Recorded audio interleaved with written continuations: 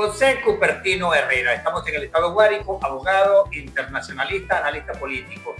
Bienvenido al Rapidito. Gracias por tu invitación. Trataré de ser lo más lacónico posible, conciso y preciso en la respuesta. La figura del momento en el mundo es el señor Trump. Te pregunto, ¿Trump es loco o es su manera de hacer política? El perfil de Donald Trump raya en lo psiquiátrico y en el delito. Su amplia trayectoria bordeando los límites de la legalidad así lo indica. No es invento. Llega al poder, pues, y ese es su perfil, esa es su personalidad, y bueno, trastoca toda la estructura legal del ordenamiento jurídico de los Estados Unidos de América. Trump acaba de hacer una cumbre en los Estados Unidos con algo así como 12 mandatarios de derecha. Entonces es indudable que ha tenido una influencia en América en los resultados electorales. Bueno, él está tratando de generar un ambiente de sumisión. De hecho, lo ha logrado en América, perfeccionando la doctrina Monroe, ¿verdad?, con su corolario, y aplicando diplomacia del garrote, de la zanahoria, con miras a lograr los objetivos de política exterior en una situación donde Estados Unidos, como Estado hegemón del actor polar del sistema capitalista mundial, está muy comprometido porque hay evidencias incuestionables de un declive como potencia. Pero Venezuela no estuvo en esa cumbre, es decir, no entra entre los blandengues, entre los sumisos. Porque es una coalición ideológica, son partidos de perfil de derecha y de extrema derecha que, por cierto, dejaron muy mal parados a sus pueblos, asistiendo en un ambiente de sumisión por el desarrollo del discurso que hizo Donald Trump dentro del marco de la inauguración del evento y del desarrollo del mismo. ¿Podrá Trump dominar totalmente a Venezuela o solo obtendrá beneficios económicos? ¿Políticos logrará algo? Lo que ha movido a Donald Trump dentro del marco del declive de Estados Unidos como potencia se inscribe en lo que yo he denominado la geopolítica de los recursos naturales estratégicos, tanto renovables como no renovables. Él, en última instancia, lo que le interesaría es una democracia, que haya legitimidad de origen vía voto popular, de tal manera que eso es lo que se está viendo, pues lo precipitado de la agenda de la reforma de las leyes de los hidrocarburos, la ley de minas que está en proceso, más otros instrumentos jurídicos que van a ser reformados para la garantía plena de las inversiones de las transnacionales. Pero hay gente que está haciendo otra lectura y entonces lo veo planteando que pronto habrá elecciones y que la exdiputada Machado va a ser candidata y que eso va a ser dentro de poco, incluso antes de los primeros 6 meses. El diseño que hizo el gobierno de Trump es inmodificable.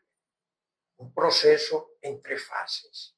Estabilización integralmente hablando, la apertura económica, es decir, la recuperación económica desde el epicentro de lo que somos, de lo que nos conocemos como país, como patria, como nación, que es la actividad petrolera, y que de allí incida positivamente en la reactivación de los demás sectores de la economía. De tal manera que pretender que haya un adelanto de elecciones cuando el actual ecosistema electoral lo niega. Además, llama poderosamente la atención que un sector de la oposición que antes abrazó la tesis de la abstención porque no estaban las condiciones electorales dadas, ahora esté precipitado ese sector porque se den elecciones en esas mismas condiciones que antes ellos criticaron. Ratifico la pregunta. Entonces, desde la perspectiva de Herrera, no habrá elecciones este año. No, imposible, porque si nos atenemos a la norma, tiene que mediar 6 meses entre la convocatoria formal por parte del ente rector y el día de la celebración. Además, hay toda una agenda muy compleja para elaborar un nuevo ecosistema electoral, cambio de autoridades a nivel central, que replique a nivel de las direcciones regionales, depuración del red, lograr que con nacionales que viven en otros países con residencia legal ante la apertura del servicio consular puedan inscribirse.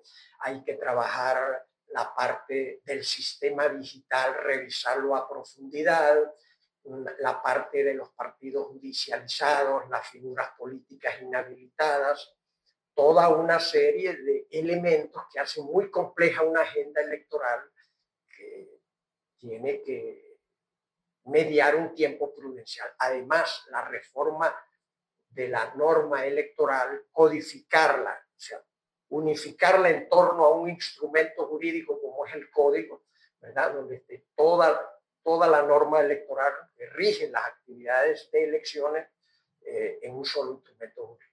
Bueno, pero cuando el gobierno quiere hacer todo rápido, supongamos que aunque se pudiera hacer rápido, entonces no hay la intención de hacerlo rápido. No hay, además debe privar la sensatez por el simple hecho siguiente. Si nosotros queremos hablar de transición democrática, debe nacer de un proceso electoral prístino, transparente, supervisado internacionalmente, que responda a las exigencias de los estándares internacionales, para que ese gobierno que surja de allí con una fortaleza propia de la soberanía popular pueda empalmar con una categoría histórica que llamo yo de la soberanía popular a la soberanía nacional, que está muy cuestionada y muy debilitada. JJ Rendón en una entrevista dijo que la transición no es un evento, sino un proceso. ¿Tú coincides con eso? Claro que es un proceso que contempla 3 grandes fases, como lo definió el gobierno de los Estados Unidos, y que lleva muchos elementos, muchas subfases, que se solapan entre sí, que puede haber una evolución, puede haber una parálisis, una involución, porque esos son procesos complejos, dialécticos, y más en un escenario donde todavía priva el espíritu del polarismo, de la polarización. Hay actores políticos, vamos a analizarlos brevemente cada uno desde la perspectiva en que se encuentra. Enrique Márquez sale de la cárcel y es invitado al evento más importante político en los Estados Unidos. ¿Qué lectura le das a eso? Bueno, la simple lectura que yo le doy es que este tutelaje o esta figura de protectorado indiscutiblemente que está ejerciendo Donald Trump a partir del 3 de enero para acá, indica que él está analizando todos los detalles. Si él escogió, después de esa incursión relámpago en lo militar y la extracción de la pareja presidencial, y decidió que la segunda de a bordo y toda la estructura de gobierno que encabezaba Maduro quedase en el poder en un ejercicio de interinaria, vamos a decirlo de forma flexible, coadministrando con el gobierno de los Estados Unidos, indica de sobra que dejó de lado la tesis de suplantar todo el esquema gubernamental, ¿verdad? En aras de garantizar una estabilidad que se está dando. Esa es la razón por la cual la exdiputada Machado no ha regresado y no pudo ser ella la que comandara este proceso. Claro que sí.